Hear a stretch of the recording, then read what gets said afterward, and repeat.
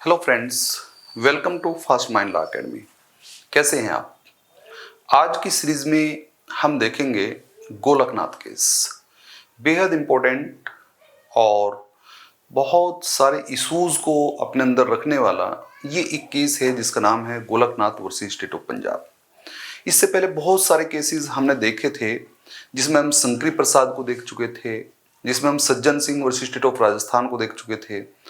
अब जो नंबर है वो गोलकनाथ केस जो है वो एक ऐसा केस है जिसने भारतीय संविधान की हिस्ट्री में अपना एक अलग जो है एक इम्पोर्टेंस जो है अलग जो इम्पोर्टेंस अपना अलग महत्व जो है वो रखा है। यहाँ पर हम देख रहे हैं Golaknath versus state of Punjab. इस केस को देखने से पहले हल्का सा पहले एक पोर्शन हमें देखना पड़ेगा कि Golaknath versus state of Punjab जब केस आया तो उससे पहले का पोर्शन क्या था। आप इस बात को जानते हैं कि जब देश जो है आज़ाद हुआ, फ्रीडम मिली और उसके बाद कॉन्स्टिट्यूशन जो है फ्रेम हुआ 26 जनवरी 1950, 26 जनवरी 1950 में भारतीय संविधान को लागू किया गया। और यहाँ से एक पोर्शन आपने रखा कि जो फंडामेंटल राइट्स थे वहाँ पर आर्टिकल नंबर 19 क्लोज 1F और आर्टिकल नंबर 31 के अंतर्गत राइट टू प्रॉपर्टी को शामिल किया गया था। और राइट टू प्रॉपर्टी अब जो है वो फंडामेंटल राइट के रूप में था। तो वहाँ एक बड़ी प्रॉब्लम जो है वो क्रिएट ये हो रही थी कि अगर स्टेट गवर्नमेंट ये चाह रही थी कि हम सोशली जो एक तरह से या एजुकेशनली या एनी अदर प्रकार से जो वीकर सेक्शन है अगर उसको इम्प्रूव करने के लिए, उसके एम्पावरमेंट के लिए, उसके डेवलपमेंट के लिए अगर कोई जो है वो लैंड को या किसी जो है प्रॉपर्टी को आप जो है एक्वायर करना चाहते हैं, उसे सीज करना चाहते हैं तो वो नहीं कर सकते थे क्योंकि यहाँ पर प्रॉपर्टी का राइट जो है वो व्यक्ति के पास था। दूसरी बात जो है फंडामेंटल राइट्स जो आपके पास पार्ट नंबर 3 के अंतर्गत रखे गए थे वहां पर ऐसा माना गया था कि ये जो है वो जो पार्लियामेंट है वो इनमें संशोधन नहीं कर सकती है। इस पे बहुत सारे जो है वो इश्यूज आ रहे थे। लेकिन इस सब के लिए सबसे पहला जो अमेंडमेंट जो है आपने देखा कि 1951 में कर दिया गया और फर्स्ट अमेंडमेंट जब किया गया 1951 में तो वहां से आपने आर्टिकल नंबर 31A, 31B और 9 शेड्यूल को इंसर्ट किया। साथ ही साथ आर्टिकल नंबर 15 के अंतर्गत क्लोज नंबर 4 को आप लेके आए। आर्टिकल नंबर 15 क्लोज 4 के अंतर्गत जहां आपने सोशली एजुकेशनली बैकवर्ड क्लास और SC/ST के एम्पावरमेंट के लिए जो प्रोविजन रखा उसके लिए जो है लॉ बनाने के लिए स्पेशल पावर जो है आपने रखी और उसे जो है डिस्क्रिमिनेशन नहीं माना, उसे कोई भेदभाव नहीं माना। आर्टिकल नंबर 15 के अंतर्गत आप जानते हैं कि डिस्क्रिमिनेशन को जो है वो रोका गया है, भेदभाव को रोका गया है और उसी के संदर्भ में जो है आपने ये एक जो है नई क्लोज जो है डाली थी क्लोज नंबर 4 फर्स्ट अमेंडमेंट से। साथ ही साथ आर्टिकल नंबर 31A और 31B को लाके जो है आपने जो प्रॉपर्टी का राइट था उसे रेस्ट्रिक्टेड कर दिया, उसे जो है निर्बंधित कर दिया, उस पर एक लिमिटेशन इंपोज कर दी, एक जो है एक सीमा लगा दी। और साथ ही साथ जो है आर्टिकल नंबर जो 31A और B के साथ साथ एक शेड्यूल आप लेके आए जिसका नाम था शेड्यूल नंबर 9। और शेड्यूल नंबर 9 के शेड्यूल नंबर जो है 9 के माध्यम से आपने क्या किया कि कुछ जो ऐसे एक्ट्स थे जो जिसमें लैंड एक्वायर करने से रिलेटेड थे या प्रॉपर्टी से रिलेटेड थे या कुछ ऐसे एक्ट्स थे जो आप उस जो है 9 शेड्यूल के अंतर्गत अगर रख देंगे तो फिर वो कोर्ट के जुडिशियल रिव्यू से जो है वो बाहर हो जाएगा। इसका मतलब साफ है कि कोर्ट की जो जुडिशियल रिव्यू की पावर थी, जैसे ही हम जो है कोई जो है जमीन को एक्वायर करते थे या जो है कोई सीज करते थे या प्रॉपर्टी को लेते थे जिससे हम जो है सोशली या एजुकेशनली बैकवर्ड क्लास या SC/ST का जो है वो एक तरह से एम्पावरमेंट करना चाहते थे, उसे जो है एडवांसमेंट उसे करना चाहते थे, तो वहीं पर जो है वो कोर्ट जो है उसे जीरो कर देता था क्योंकि वहां पर राइट टू प्रॉपर्टी जो है शामिल था। अब आपने क्या किया, जुडिशियल रिव्यू की जो पावर थी उसे रोकने के लिए हर एक आदमी कोर्ट जा रहा है, वो जुडिशियल रिव्यू कोर्ट करेगा, तो जाहिर सी बात है उसे रोकने के लिए आपने 9 शेड्यूल रखा और 9 शेड्यूल के अंतर्गत उन सारे सब्जेक्ट्स को रखा जिससे जो है आपने साफ कर दिया, जिससे उसका जुडिशियल रिव्यू ना हो सके और कोर्ट उसे जो है चेक ना कर सके, जिससे जो है हम जो है उसके लिए जो है जो भी वीकर सेक्शन है उसके एम्पावरमेंट के लिए हम कानून बना सकें, विधियां बना सकें, जमीन को, लैंड को, प्रॉपर्टी को एक्वायर कर सकें। वो सारा पोर्शन आपने जो है 9 शेड्यूल के साथ रखा। तो यहां जो इशू है, जो गोलकनाथ का केस आया वो क्यों आया, फिर चलिए ये तो एक पुरानी बात हो गई भाई, फर्स्ट अमेंडमेंट से ये सारी बात हो रही थी। फर्स्ट अमेंडमेंट को कॉन्स्टिट्यूशनलिटी भी दे दी गई, शंकरी प्रसाद जो है वर्सेस जो है आपने साफ कर दिया यूनियन ऑफ इंडिया के केस से जो है वो कॉन्स्टिट्यूशनल बता दिया गया कि वो संवैधानिक है। तो फिर गोलकनाथ का केस क्यों आया? तो यहां पर Golaknath versus state of Punjab के इशू को पहले हम देख लेते हैं, बेहद इंपॉर्टेंट है एग्जाम के लिए जो है वो इंपॉर्टेंट जो है केस लॉ है ये। यहां पर हम देख रहे हैं कि देखिए Golaknath versus and others versus जो है state of Punjab and others 1961 supreme court. इसका मतलब साफ है कि 1967 में उच्चतम न्यायालय के द्वारा जो है इसे डिसाइड किया गया, इसे निर्धारित किया गया।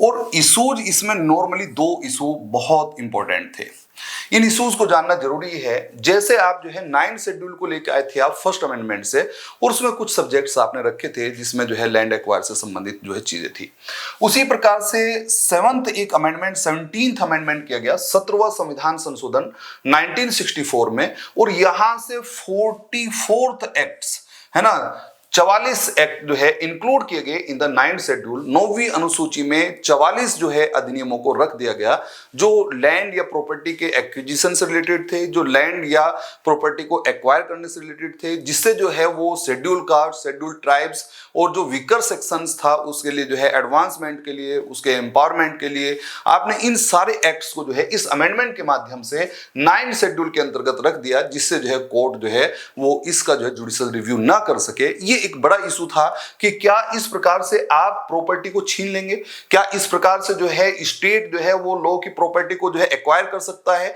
क्या इतने सारे जो है एक्ट जो है आप 9 शेड्यूल के अंतर्गत रख के जिससे कोर्ट जो है वो जुडिशियल रिव्यू भी ना कर सके, क्या ऐसा कर सकता है? ये एक क्वेश्चन अराइज हो रहा था, ये एक इशू बना हुआ था। दूसरा जो मेन इशू था जिसके लिए ये गोलकनाथ आए, ये था surplus land of Golaknath family. Golaknath family के पास जो है 500 एकड़ के आसपास जो है जमीन थी पंजाब में, और पंजाब सरकार के द्वारा जो है एक एक्ट लाया गया, और उस एक्ट के माध्यम से आपने जो है जो सरप्लस जो है जमीन थी वो आपने साफ कर दिया कि वो सारी की सारी जो है एक्वायर कर ली गई। लगभग जो है 50 एकड़ के आसपास जो है जमीन जो है वो छोड़ दी गई, लैंड जो है छोड़ दी गई जो है आपने गोलकनाथ फैमिली के पास, और बाकी सारी लैंड को जो है वो एक्विजिशन में ले लिया। और उसमें से जो है आपने कहा कि इससे जो है जो वीकर सेक्शन है, जो जिनके पास जो है जो लैंडलेस जो है पर्सन हैं, जो एक तरह से सोशल एजुकेशनल बैकवर्ड लोग हैं, जो एक तरह से SC ST हैं, उन सब के लिए जो है एम्पावरमेंट के लिए जो है जमीन से जो है कार्य किया जाएगा, उनका एडवांसमेंट किया जाएगा, उनका इनहेंसमेंट किया जाएगा, वो सारी चीजें जो है आपने अराइज की। ये इसलिए जो है वो 17th अमेंडमेंट जो है 1964 किया गया था। 44 एक्ट जो है वो इंक्लूड कर दिए गए 9 शेड्यूल में, 9वीं अनुसूची में। आप जानते हैं कि 9वीं अनुसूची से रिलेटेड जो है वो IR सेलो का केस आप देखते ही हैं। IR सेलो ने तो ये कहा है कि देखिए जुडिशियल रिव्यू से अब जो है जो केशवनंदा भारतीवाद के पास जो है वो आपने साफ कर दिया कि हम जुडिशियल रिव्यू कर सकते हैं जब आप कोई सब्जेक्ट इस शेड्यूल में रखेंगे। लेकिन अभी तो जो है केशवनंदा भारती केस तक हम पहुंचे ही नहीं, अभी तो गोलकनाथ का चल रहा है। केशवनंदा भारती केस तो अभी 1973 में आएगा, तो उससे पहले जो है वो 1967 में गोलकनाथ केस जो केस आया, ये गोलकनाथ वर्सेस जो है स्टेट ऑफ पंजाब, इस केस में ये एक बड़ा इशू था कि क्या 17th जो अमेंडमेंट किया गया है इस पे क्वेश्चन अराइज हुआ कि क्या इस प्रकार से आप प्रॉपर्टी को छीन सकते हैं, एक्वायर कर सकते हैं, और 9 शेड्यूल में रख के लोगों के कोर्ट जाने के राइट को भी आप जो है वो एक तरह से जो है रोक देंगे। ये सारा पोर्शन जो है वो एक बात हुई थी। दूसरा पोर्शन ये था कि अगर जो है गोलकनाथ फैमिली के पास अगर 500 एकड़ जमीन है तो वो उसकी अपनी लैंड है, उसकी अपनी प्रॉपर्टी है, तो क्या स्टेट ऐसा कर सकता है कि जो सरप्लस लैंड है उसे जो है आपने उसे टेकन अवे जो आपने कर दिया जो स्टेट ने, और एक एक्ट लेकर आए आप, एक्ट का नाम था पंजाब जो है सिक्योरिटी एंड लैंड जो है वो टेन्योर एक्ट जो है आप लेकर आए, और इसके माध्यम से आपने जो है उस सारी जमीन को जो सरप्लस लैंड थी उस सारी को जो है वो एक्वायर कर लिया। तो यहां पर जो है एक बड़ी समस्या ये थी कि 19 क्लोज 1F जो आपके पास है वो राइट टू प्रॉपर्टी के लिए जो है रखा हुआ है, आर्टिकल 19 में है, फंडामेंटल राइट है। आर्टिकल 31 भी उस समय होता था, तो वहां पर आपने साफ कर दिया कि राइट टू प्रॉपर्टी वहां भी फंडामेंटल राइट में है। तो आप जानते हैं कि आर्टिकल फंडामेंटल राइट आर्टिकल 12 से लगा के जो है वो आप देखेंगे 35 तक का पूरा पोर्शन जो है फंडामेंटल राइट के अंतर्गत आता है। तो आपने इस बात को साफ कर दिया कि ये जो प्रॉपर्टी थी वो तो उसकी पर्सनल प्रॉपर्टी थी, उसका मूल अधिकार था, फंडामेंटल राइट था, अपनी प्रॉपर्टी को बनाए रखने का राइट था। तो आपने जो है उसकी प्रॉपर्टी को जो है आपने इस प्रकार से कैसे आप उस प्रॉपर्टी को टेकन अवे कर सकते हैं, एक्वायर कर सकते हैं, सीज कर सकते हैं, जो है एक अधिनियम लाके, और साथ ही साथ जो है जो अधिनियमों को आपने जो है 9 शेड्यूल में रखा है, इसका क्या इफेक्ट होगा। ये दो बड़े इशू जो है वो यहां पर आ रहे थे, और इसके लिए जो है वो गोलकनाथ जो है वो केस लेकर आए, Golaknath and others versus state of Punjab के नाम से, Golaknath versus state of Punjab and others जो है 1967 सुप्रीम कोर्ट जो है एक केस आया, तो इसका मतलब साफ है कि जो है वो पिटिशनर कौन है, वो गोलकनाथ फैमिली है, क्योंकि उसकी जो जमीन थी, उसकी 500 एकड़ जमीन जो है वो एक तरह से एक्वायर की जा रही थी। तो यहां पर आपने साफ कर दिया कि ये केस था। तो इश्यूज क्या थे? एक तो बात ये थी कि ये केस क्यों आया, क्या इशू था। तो ये दो इशू थे। एक तो बात आपको ये ध्यान रखनी है पहले। दूसरी बात ये है कि रीजन क्या था।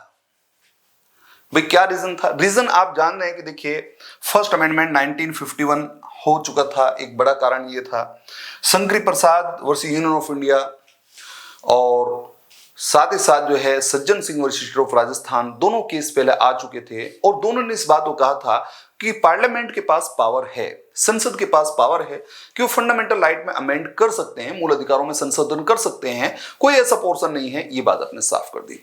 ऐसा माना जाता है कि देखिए, यहां पर जो अमेंडमेंट के लिए जो है, जो पहले के दोनों केस थे जिसमें शंकरी प्रसाद वर्सेस जो है यूनियन ऑफ इंडिया और सज्जन सिंह वर्सेस जो है स्टेट ऑफ राजस्थान, उन दोनों केसेस को इस केस के माध्यम से रिवर्स कर दिया गया, उलट दिया गया, चेंज कर दिया गया।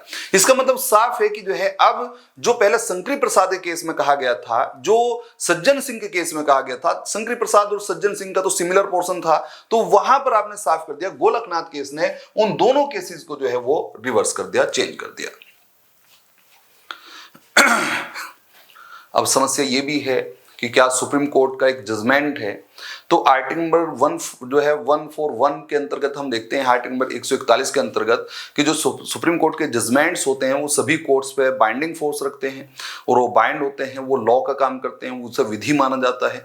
तो अब ये क्या हो रहा है, अगर शंकरी प्रसाद में कोई लॉ बन गया था, अगर सज्जन सिंह में जो है कोई लॉ बन गया था, तो फिर वो कैसे आपने चेंज कर दिया, कैसे रिवर्स कर सकते हैं? क्योंकि इसके साथ आप देखेंगे कि Bengal immunity versus state of Bihar का केस जब आप देखते हैं तो वहां से आपको पता चलता है कि वहां पर कहा गया कि सुप्रीम कोर्ट के जो जजमेंट है वो सुप्रीम कोर्ट के ऊपर बाइंडिंग फोर्स नहीं रखते हैं। इसका मतलब साफ है कि बाकी कोर्ट पे तो बाइंडिंग फोर्स रखेगा, लेकिन सुप्रीम कोर्ट अपने जजमेंट से बाउंड नहीं है, वो बंधा हुआ नहीं है। सुप्रीम कोर्ट जैसे जैसे जो है उसके सामने कोई इशू आएगा तो वो उसी हिसाब से जजमेंट दे सकता है। अपने पहले के जो जजमेंट को, जो प्रीवियस जजमेंट उसने पास किया है, उसे जो है वो चेंज कर सकता है, उसे रिवर्स कर सकता है, उसे उलट सकता है। तो यहां पर ये हुआ कि देखिए, जो शंकरी प्रसाद केस था, जो सज्जन सिंह केस था, उन जो है दोनों को जो है वो रिवर्स कर दिया गया और 9 शेड्यूल और 31A 31B जो आर्टिकल थे, इनकी जो कॉन्स्टिट्यूशनलिटी थी वो तो जो है शंकरी प्रसाद में बन चुकी थी, वो तो जो है संवैधानिक रहे, लेकिन जो है वो आपने साफ कर दिया कि उन दोनों केस के जजमेंट को रिवर्स कर दिया गया। समस्या फिर ये है कि भाई इसमें कितने जजेस की बेंच थी? तो देखिए, अभी हम देखते हैं कि जो सबसे बड़ी लार्जेस्ट बेंच है वो हमने अभी तक देखा है Kesavananda Bharati versus state of Kerala. उसमें जो है आप 13 जजेस की जो है बेंच को देखते हैं, लेकिन यहां जो बेंच थी गोलकनाथ एंड अदर्स वर्सेस जो है स्टेट ऑफ पंजाब, इसमें 11 जज जो है वो थे। यहां पर इस बेंच के अंतर्गत 11 जज थे, 11 जज थे, इसका मतलब 11 जजों की बेंच ये बनाई गई थी। आप जानते हैं कि देखिए, बेंच का जो पोर्शन है, एक जज जो है सिंगल बेंच में एक जज होता है, डिवीजन या डबल बेंच में जो है वो 2 जज होते हैं, फुल बेंच के अंतर्गत आप देखते हैं 3 जज होते हैं, कॉन्स्टिट्यूशनल बेंच में 5 जज होते हैं, और उसके बाद होती है लार्जेस्ट बेंच, है ना। कम से कम अगर कोई संवैधानिक कॉन्स्टिट्यूशनल कोई इशू अराइज होता है तो उसे डिसाइड करने के लिए कम से कम बेंच में 5 जज का होना जरूरी है।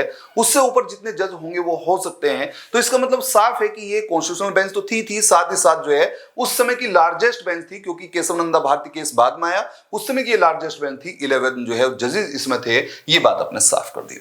और खास बात ये थी कि इसके अंतर्गत सीजीआई जो थे, चीफ जस्टिस ऑफ इंडिया उस समय के सुब्बा राव जो है वो यहाँ पर थे, इस बेंच में थे, वो चीफ जस्टिस भी थे और साथ ही साथ जो है जो इस बेंच के अंतर्गत शामिल थे। और जो डिसीजन इस जो है वो यहाँ पर इस केस में हुआ वो 6 जो है रेशियो जो है 5 से हुआ। इसका मतलब जो है 6:5। इसका मतलब 6 जजेस जो है का जो फेवर था, जो जजमेंट आया वो उसके अनुसार 6 जो है जजेस थे, 5 जो है वो का जो है एक तरह से अपोज में जजमेंट था। ये बात आपने साफ कर दिया।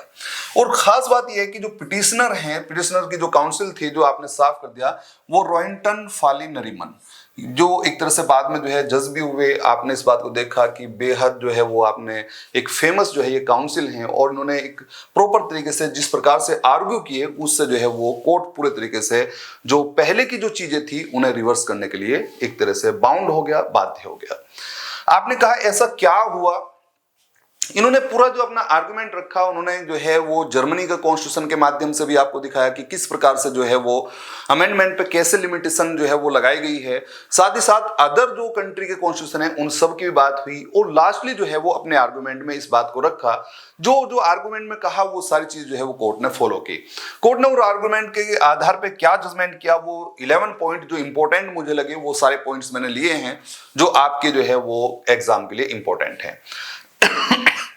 पहले एक बात, constitution framed by the constitutional assembly not by the parliament. पहला एक इशू ये था, सबसे पहला क्वेश्चन मार्क यही था कि देखिए जो भारतीय संविधान का निर्माण किया गया है, जो फ्रेम किया गया है संविधान को, वो तो संविधान सभा ने किया है, पार्लियामेंट ने तो नहीं किया। तो पार्लियामेंट ने जब संविधान संशोधन नहीं किया, संविधान बनाया ही नहीं है, फ्रेम ही नहीं किया, तो आप संशोधन कैसे कर सकते हो? संविधान जो है किसने बनाया है ये आपको पहले देखना पड़ेगा। इसका मतलब साफ है कि जिस चीज को आपने बनाया नहीं तो आप जो है उसे जो है वो अमेंड भी नहीं कर सकते हैं। पहली एक पोर्शन उन्होंने कहा कि कॉन्स्टिट्यूशन जो है वो फ्रेम किया गया by the constitutional assembly not by the parliament.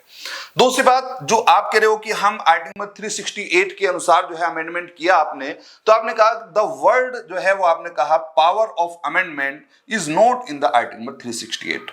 अब जो आर्टिकल है इस समय वो 24th अमेंडमेंट के बाद का आर्टिकल आप देखते हैं तो वहां पर पावर एंड प्रोसीजर दोनों वर्ड हैं, लेकिन उस समय आप देखते थे कि यहां पर पावर वर्ड नहीं था, केवल प्रोसीजर वर्ड था।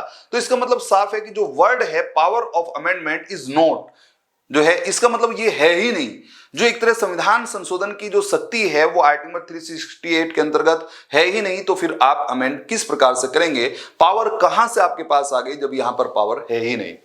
दोस्त नेक्स्ट पोर्शन आपने कहा कि parliament could not amend the fundamental right. जो फंडामेंटल राइट हैं आपके द्वारा वो अमेंड नहीं किए जा सकते हैं, आपने अमेंड जो किया है वो गलत किया है, आप ऐसे अमेंड नहीं कर सकते हैं। दूसरा, फंडामेंटल राइट जो है are the same as the natural right. जैसे एक प्राकृतिक राइट होते हैं, जैसे जो एक तरह से नेचुरल राइट्स होते हैं, जिनके बिना जो है वो एक तरह से डेवलपमेंट जो है किसी मनुष्य का, किसी जो है वो ह्यूमन बीइंग का नहीं हो सकता, जो है उसके डेवलपमेंट के लिए, उसके जो है स्टेबल रहने के लिए, उसे जो है वो एक तरह से आगे जो है प्रॉपर तरीके से जो है लाइफ को जीने के लिए जो है नेचुरल राइट्स का होना जरूरी है। और फंडामेंटल राइट भी सेम ही है, उसी प्रकार है जैसे नेचुरल राइट है। तो इसमें कहा गया कि दोनों सेम है, तो आप ऐसे किस प्रकार से जो है फंडामेंटल राइट को अमेंड कर सकते हैं, ये भी बात ने साफ कर दी। फिर कहते हैं कि for the amendment call the constitutional assembly. इन्होंने कहा, पहला एक पॉइंट था कि जब कॉन्स्टिट्यूशन को फ्रेम कॉन्स्टिट्यूशनल असेंबली ने किया है तो आप अमेंड क्यों कर रहे भाई? जब कॉन्स्टिट्यूशन असेंबली ने जो है संविधान सभा ने संविधान को बनाया है तो कॉन्स्टिट्यूशन असेंबली को कॉल करो, कॉन्स्टिट्यूशन असेंबली बुलाओ और जो है उसके द्वारा जो है वो संशोधन कराया जाए। तो संशोधन वो करेगी, आपके पास पावर नहीं है। अगर संविधान में संशोधन करना है तो संविधान सभा को बुलाया जाए, वो संशोधन करेगी। ये बात आपने साफ कर दी। और नेक्स्ट कहता है कि amendment law include the under article 13 close 3 law.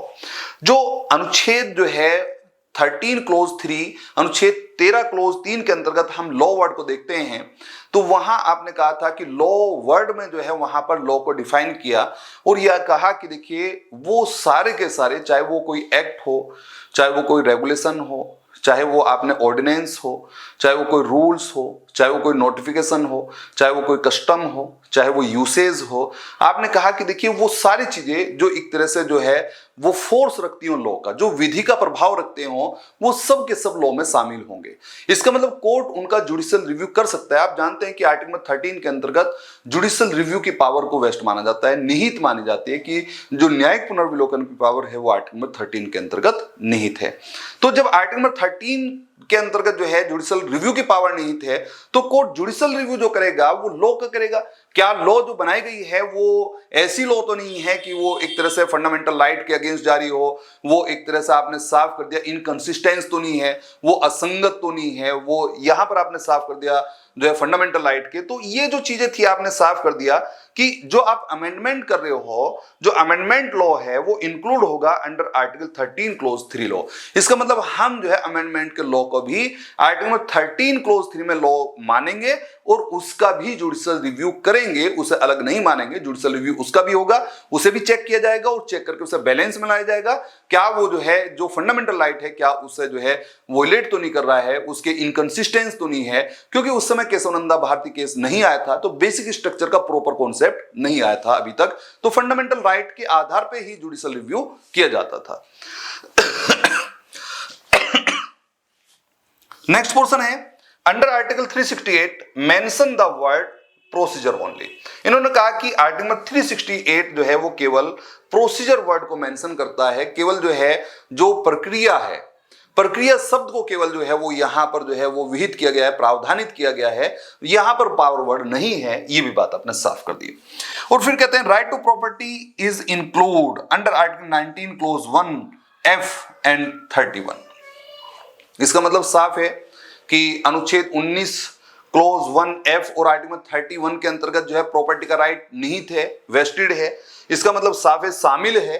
तो इसका मतलब ये हुआ कि आप प्रॉपर्टी के राइट को कैसे छीन सकते हैं। जब 19 क्लोज 1F में या 31 में जो है प्रॉपर्टी का राइट है, तो आप कैसे किसी की प्रॉपर्टी ले सकते हैं। नो वन जो है कैन चेंज, और जो है आपने साफ कर दिया can try to bring change in the constitution of India. इसका मतलब साफ है कि आपने इस बात को साफ कर दिया कि ना तो भारतीय संविधान को कोई चेंज कर सकता है और ना ही चेंज करने का प्रयास करें। इसका मतलब साफ है कि भारतीय संविधान जैसा है उसे ही आप रखेंगे, इसमें कोई आप परिवर्तन नहीं करेंगे और ना ही जो है वो इसमें कोई परिवर्तन किया जा सकता है, ये भी इन्होंने कहा।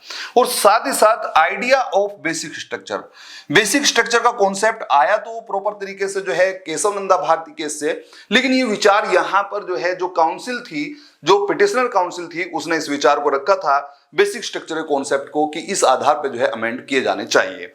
उसके बाद जो है कॉन्सेप्ट ऑफ जो है प्रोस्पेक्टिव ओवररूलिंग।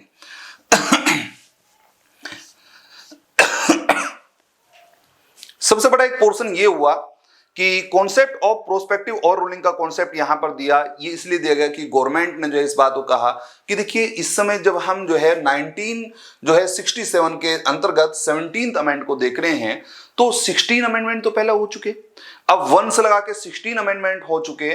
फर्स्ट अमेंडमेंट से ही हम 9 शेड्यूल लेके आ गए थे। बहुत सारे जो कॉर्पोरेशंस हैं, जो एक तरह से निगम हैं, जो ऑर्गेनाइजेशंस हैं, उनका हमने अमेलगम कर दिया है। बहुत सारी जो है प्रॉपर्टी को हम एक्वायर कर चुके हैं, बहुत सारे जो है डेवलपमेंट के काम हो चुके हैं। तो वो सारे एक तरह से आपने साफ कर दिया कि हाहाकार मच जाएगा, सारे अमेंडमेंट अगर जीरो हो जाएंगे। अगर आप ये कह रहे हैं कि अमेंडमेंट करने की पावर ही नहीं है, तो इसका मतलब सारे अमेंडमेंट जीरो हो गए, वोइड हो गए, तो वो तो बिल्कुल एक तरह से हो जाएगा। तो फिर कोर्ट ने कहा कि देखिए प्रोस्पेक्टिव ओवररूलिंग का कॉन्सेप्ट दिया, यहां पर एक डॉक्ट्राइन दी प्रोस्पेक्टिव ओवररूलिंग। और प्रोस्पेक्टिव ओवररूलिंग का कॉन्सेप्ट ये था भविष्यलक्षी सिद्धांत। भविष्यलक्षी सिद्धांत का मतलब अब तक जो आप अमेंड कर चुके हैं वो अमेंड आपके वैलिड रहेंगे और आगे से कोई अमेंड आप नहीं करेंगे, क्योंकि आपके पास ये पावर नहीं है। अमेंड आप नहीं कर सकते फंडामेंटल राइट में। हाँ, जो पहले आप कर चुके हैं वो वैलिड हैं, उन्हें हम जो है कुछ नहीं कह रहे हैं, लेकिन आगे से कोई अमेंड आप नहीं करेंगे। ये कॉन्सेप्ट था जो है प्रोस्पेक्टिव ओवररूलिंग।